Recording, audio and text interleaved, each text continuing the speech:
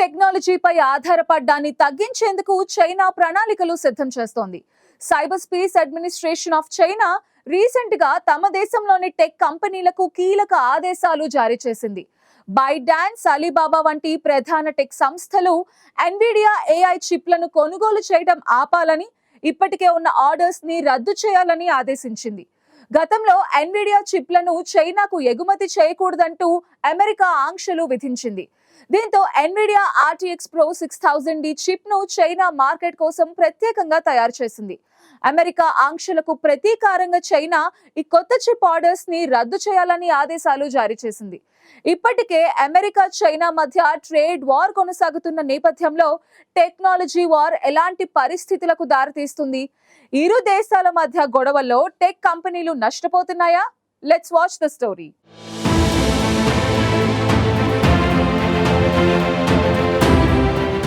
Cyber space administration of China తమ దేశంలోని tech కంపెనీలకు ఎన్విడియా ఏఐ చిప్ల కొనుగోళ్లను పూర్తిగా ఆపమని, ఇప్పటికే ఉన్న ఆర్డర్లను క్యాన్సిల్ చేయాలంటూ ఆదేశాలు జారీ చేసింది. చైనా మార్కెట్ కోసం ఎన్విడియా సంస్థ RTX Pro 6000D చిప్ను డిజైన్ చేసింది. ప్రస్తుతం ఈ చిప్ పైన బైడాన్స్, అలీబాబా వంటి కంపెనీలు టెస్టింగ్లు చేస్తున్నాయి. అయితే అమెరికా టెక్నాలజీపై ఆధారపడడాన్ని తగ్గించే వ్యూహంలో భాగంగా CAC ఈ ఆదేశాలు జారీ చేసినట్టు తెలుస్తోంది. చైనా ఇప్పటికే స్వదేశీయంగా ఏఐ సెక్టార్ను బలోపేతం చేయడానికి ప్రయత్నిస్తోంది. అందుకోసం హ్యూవే, కాంబ్రీకాన్ వంటి సంస్థలతో కలిసి పనిచేస్తోంది. తాజాగా CAC జారీ చేసిన ఆదేశాలు చైనాలోని ఏఐ ఇండస్ట్రీపై తీవ్ర ప్రభావం చూపిస్తున్నాయి. అయితే ఈ నిషేధానికి కొన్ని రోజుల ముందు చైనా ఎన్విడియాపై పలు ఆరోపణలు చేసింది. 2020లో మెలానాక్స్ టెక్నాలజీస్ కొనుగోలు సమయంలో దేశంలోని వ్యతిరేక మోనోపలీ చట్టాల్ని ఎన్విడియా ఉల్లంఘించిందని ఆరోపించింది. అదే సమయంలో మాడ్రిడ్లో అమెరికా, చైనా మధ్య జరుగుతున్న వాణిజ్య చర్చలు కూడా కొనసాగుతున్నాయి. దీంతో కొన్ని కంపెనీలు వేల సంఖ్యలో RTX Pro 6000D చిప్ యూనిట్లు ఆర్డర్ చేయాలని ప్రణాళికలు వేసి ఎన్విడియా సర్వర్ సరఫరాదారులతో టెస్టింగ్ ప్రారంభించాయి. ఇప్పుడు CAC ఆదేశాలతో వాటిని నిలిపివేయాల్సి వచ్చింది.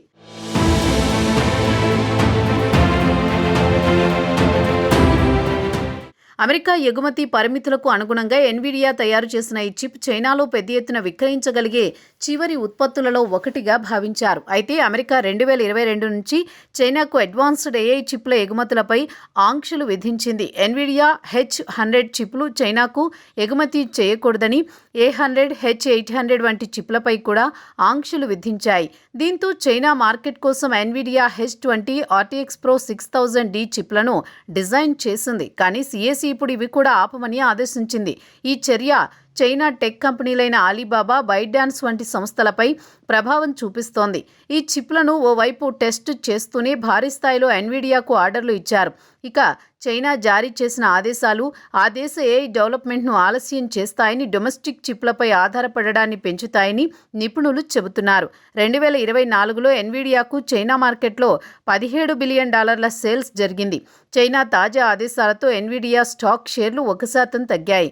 చైనాపై అమెరికా విధించిన ఆంక్షలకు ప్రతీకారంగానే చైనా ఈ నిర్ణయం తీసుకుందనే ప్రచారం జరుగుతోంది. ఇది రెండు దేశాల మధ్య ట్రేడ్ అండ్ టెక్ వార్ను తీవ్రతరం చేస్తుందని నిపుణులు హెచ్చరిస్తున్నారు.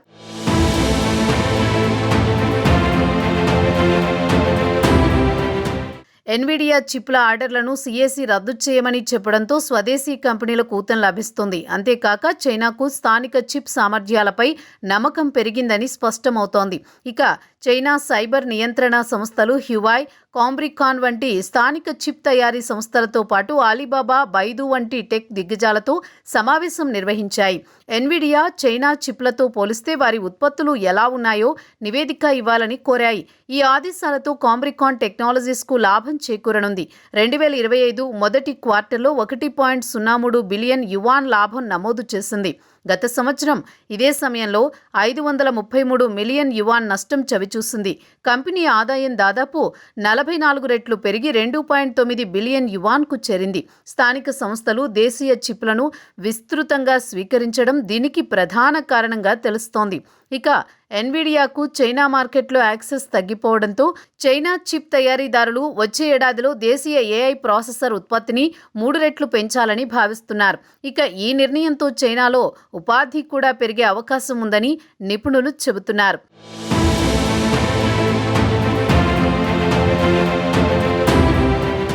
మరోవైపు ఎన్విడియా RTX Pro 6000Dకు చైనాలో ప్రధాన టెక్ కంపెనీల వద్ద నుండి భారీగా డిమాండ్ రాలేదు.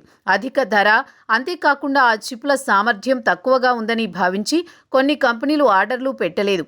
ప్రాథమిక పరీక్షల్లో కూడా ఇది గ్రే మార్కెట్ ఛానళ్ల ద్వారా లభించే ప్రత్యామ్నాయాల కంటే పనితీరు తక్కువగా ఉన్నట్టు తేలింది. దీంతో కేవలం కొన్ని కంపెనీలే భారీగా ఆర్డర్లు ఇచ్చాయి. చైనా CAC తాజా ఆదేశాలు అమెరికా, చైనా మధ్య టెక్నాలజీ మధ్య పోటీగా మారింది. ఇరు దేశాలు ఆర్టిఫిషియల్ టెక్నాలజీ డెవలప్మెంట్లో ఆధిక్యం కొనసాగించడానికి, విదేశీ సరఫరాదారులపై ఆధారాన్ని తగ్గించడానికి పోటీ పడుతున్నాయి.